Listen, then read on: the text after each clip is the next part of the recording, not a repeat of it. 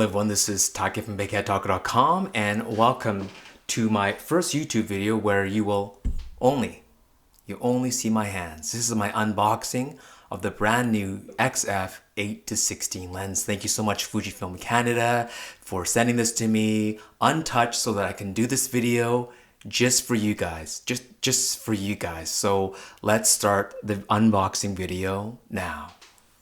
All right, here we go. This is the XF 8-16, brand new in the box.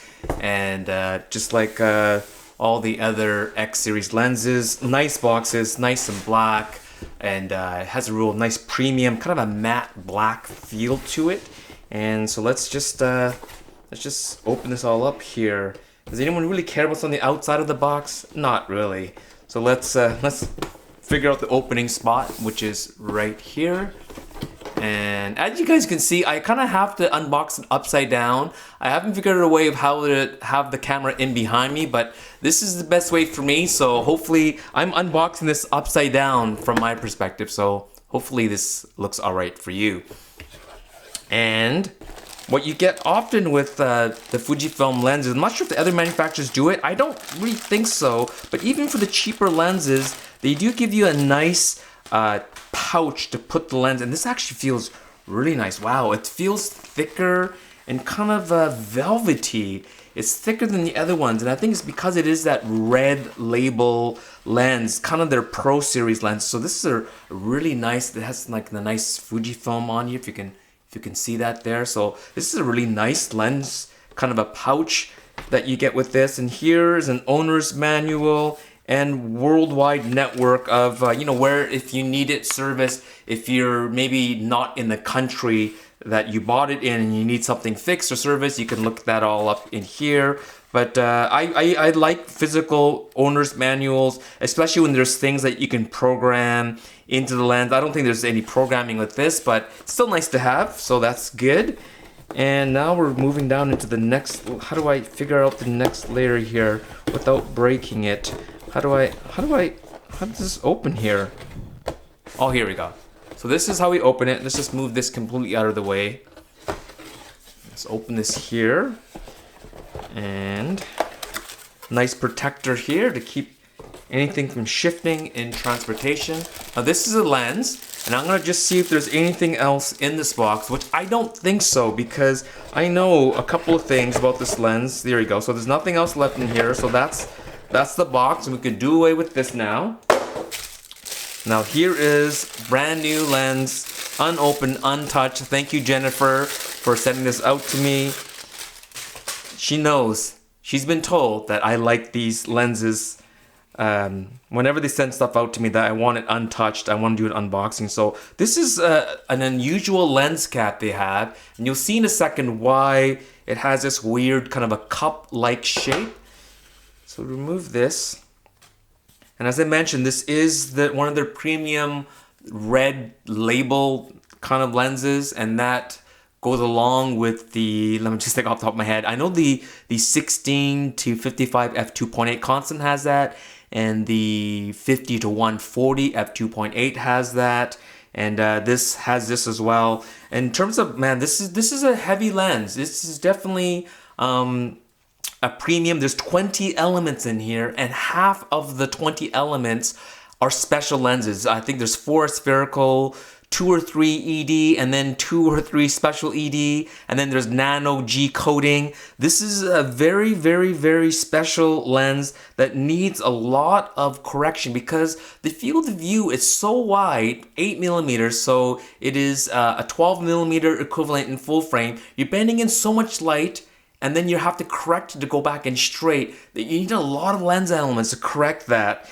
And because it's so wide, you can see there's quite a bit of depth in here, and this lens hood is not removable. And that's why you have this kind of this clip-on type lens hood on here. Okay, and one of the negatives of this is that you cannot put filters in the front. I don't feel a filter thread. No, there is none. And so if you want to use this for landscape, if you want to use this for anything special where you need filters, you need one of the like the Lee filters, the company that will put like square filters in front, but you need some kind of a bracket that holds onto the front. And unfortunately, right to the very front, you have your focusing ring here, and you have your zoom ring here, and your aperture ring here. So this whole front shifts. The only part that doesn't shift is the very front. So probably some kind of a clip-on system, probably like a barrel type like this that will clip on like that, and then the front will have a hole. And I'm sure someone can even modify this by just looking at the inside of this. So once it clips on like this, right, you'll have a hole cut out in the middle, and then you can put filters right up against here. If you want to put like a neutral density filter, polarizer, anything like that, but it can't, I mean, you might be able to have a circular, but most likely it'll just be the type that you slip up in the front, right? And so you can have kind of gradient filters and stuff like that, and different color filters. But this is a very well built lens, I can tell. And I do have another lens that I use quite often, and it is the 10 to 24 lens that I've had for a long time, and it looks kind of beat up, and that's because this lens has traveled with me all over the world. It's been all over the United States, it's been all over South Asia, in Canada, across Canada, and this is my primary vlogging lens. And I thought that perhaps when they announced the 8 to 16 that I would be able to vlog with this, but there's two things that stop me from vlogging with this 8 to 16. Now the field of view is great, the f2.8 is great, it's WR, but the biggest issue with this is there's no image stabilization. And so you'll have to stabilize it with the body. The body needs stabilization. This is the X-H1, and this does have stabilization. But now we're talking about an X-H1, which is quite heavy, the 8 to 16, which is quite heavy. So I'm gonna just pop this lens on here, just so you can have an idea of what it will look like. And it does really remind me of the 6 to, it does remind me a lot of the 16 to 55 f2.8, because like that lens, this lens here is WR, it is f2.8, but it does not have image stabilization, but it does have a large image circle, which will allow the X-H1 to, I should have double checked this, but it should have at least a 5-stop stabilization, where this lens here reminds me a lot of the kit lens, the XF 18 to 55 f2.8 to f4, in that it has image stabilization but no WR, and also it has a much smaller imaging circle. So on the X-H1, this only has 2.5 stops of stabilization. So me using in-body with the 10 to 24 makes very little difference on this lens. I mean, on this body, on the X-H1. I might as well just use it on the X-T3, and I have been using the 10 to 24 on the X-T3, and it works fantastic using the OIS, the image stabilization that's built into the lens and not into the body. And that's the same goes for the 18 to 55 2.8. Works fantastic on the X-T3 because the lens is doing the stabilizing and not the body. But the 16 to 55 2.8 and now the 8 to 16 f2.8 is WR, so it matches the body. It's all weather sealed but no stabilization, so you need the body to do that. So if you were planning to buy the 8 to 16 and you've kind of gotten used to stabilized lenses, I would recommend at this time to use it with the X-H1. And on the X-H1, it balances pretty nice. It is a bit front heavy, but if you put on the booster grip on the X-H1, then it will balance nice. But it does look beautiful on this body, and this is probably the way a lot of guys will be shooting with this lens, and it is very well corrected. And as I mentioned, there's of the 20 elements and I think 13 groups, half of them are special type of glass. They're not normal glass, and so it shows you how complex the design of this is, and that's kind of where the weight and the size comes into play. So that's my quick unboxing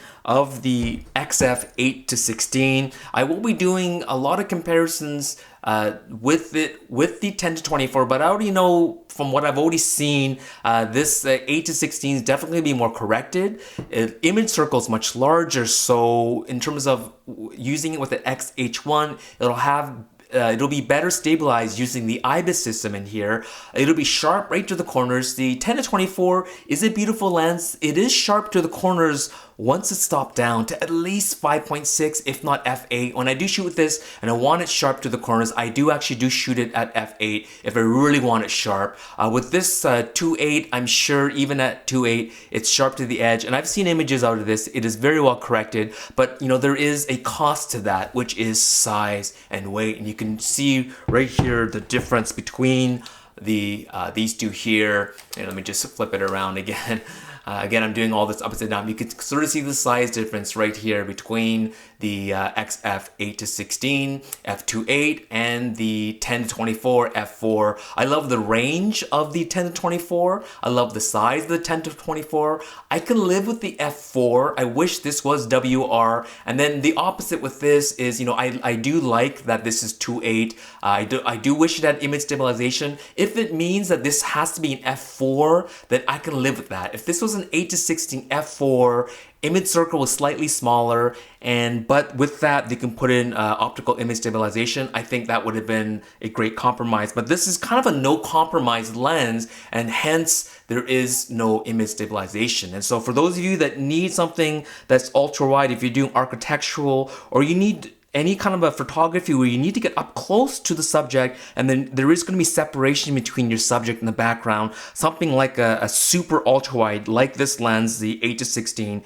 is probably something that will be for you. So I'll be putting this lens through the ringer. I'm going to be testing this all over wherever I can, and I'll get back to you with my first shooting impressions, but this is just an unboxing video. So thanks for watching, guys, and happy shooting.